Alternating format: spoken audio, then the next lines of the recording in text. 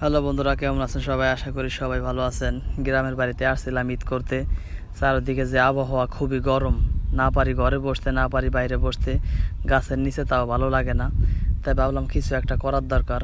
ঈদের তো এই পর্যন্ত মাছ মাংস খাইতে খাইতে আর ভালো লাগে না, বেশি মাংস খাওয়া হয়ে গেছে, মাংস খাইতে খাইতে দাঁতে ব্যথা হয়ে গেছে। তাই ভাবলাম যাই পুষ্করিতে যাই কটা মাছ ধরি গা। আমার মাছ টাছ ধরার খুব ভালো লাগে। তাই জালটা এই জায়গায় রাখা ছিল, তাই ভাবলাম যে পুষ্করির দিকে যাই দেখি কি আল্লাহ কপালে রাখছে, তাই দিয়ে আজকে দুপুরের খাবারটা ব্যবস্থা করব।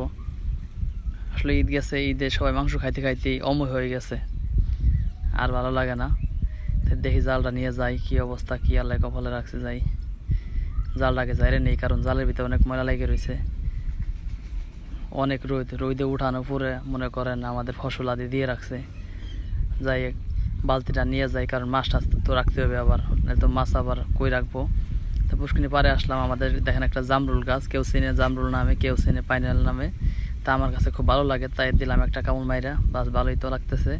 এখন যাই পুষ্কিনির ওই পারে যায়, তারপরে জাল মারতে হবে। কয়েকদিন আগে বৃষ্টি নামে গেছে, একবার মনে করেন পুষ্কিনি বইরা মাছ চলে গেছে নিচে। দেন গাছে কত সুন্দর আম ধরছে।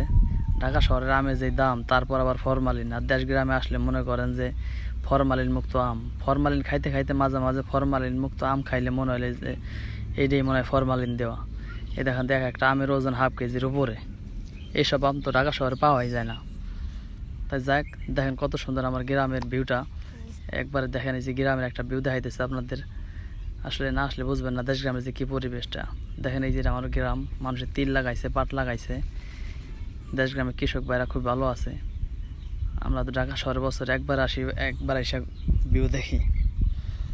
তা যাই হোক, সবাই কেমন আছেন? সবাই তো বাড়িতে গেছেন বেড়াইতে, জানাবেন কেমন ঈদ কাটতেছে। দেখেন আর একটা জিনিস দেখাই, জাম গাছ। ঢাকা শহরে যারা বড় বড় জাম খান, সেটা হলো বড় জাম, আর এটার নাম হলো খুইদা জাম। দেশাল ভাষায় আমাদের কয় খুইদা জাম। এটা স্বাদটা একটু ভিন্ন ধরনের। যারা খাইছেন বা দেশ গ্রামে আছেন তারা এটা চিনবেন। দেখেন তো চিনেন কিনা, সেই স্বাদ, না খাইলে বুঝবেন না। যাই হোক, আমার এখন জাল ফেলাইতে হবে, মাছ ধরতে হবে। এই একটা হেড দিলাম, দেখি কেমন লাগে। এমন ছোট গাছে আম ধরে আছে একবার পথের ভিতরে। যাক, এখন জালটা ফেলাবো। দেখি বিসমিল্লাহর নাম নিয়ে দোয়া করেন, দেখি জালে মাছ উঠে কিনা। অনেকদিন পরে মাছ মারতে আসছি। আমার আবার মাছের রাশি ভালো, মাছ না মারলে আমার আবার ভালো লাগে না। দেশে আসলে এটা আমার একটা নেশা, মাছ ধরতে। এই জালটা তো ফালাইছি, ঘাসের তো বাইজে গেছে। যাক, ঘাসেতে একটু ছাড়াই দেওয়া লাগবে। ঘাসেতে ছাড়াই দেওয়ার পরে জাল উঠাইতে হবে। দেখা যাবে যে কী মাছ পাইছি, কপালে কী রাখছে আল্লাহ। দেখি মাছ মাংস ভালো লাগে না আজকে, মাছ দিয়ে মাছ দিয়ে আজকে ভাত খাইতে হবে। যাক বন্ধুরা, দেশ গ্রামে আসছি তো, তাই দেশের গ্রামের ভাষায় কথা বলতেছি, একটু বাইজে যাইতে পারে। ভুল ত্রুটি ক্ষমা দৃষ্টিতে দেখবেন। দেখা যাক কি মাছ উঠে। আসলে মাছ মারা একটা নেশা মানুষের। যারা যারা মাছ মারেন, মাছ মারতে ভালোবাসেন, কমেন্টে জানাবেন। দেখেন আপনারা কি মাছ উঠছে। সবাই তো কম বেশি দেশের মাছগুলো চিনেন। যাক, আলহামদুলিল্লাহ, খালি হয় নাই, মাছ পাইছি।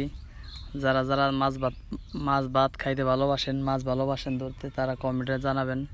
আমার মাছ ধরা কেমন লাগলো, ভিডিওটা কেমন লাগলো কমেন্টে জানাবেন, তাহলে ভালো লাগবো। দেশে যে আবহাওয়া খুব সুন্দর একটা, লাইক কমেন্ট শেয়ার করবেন। ধন্যবাদ।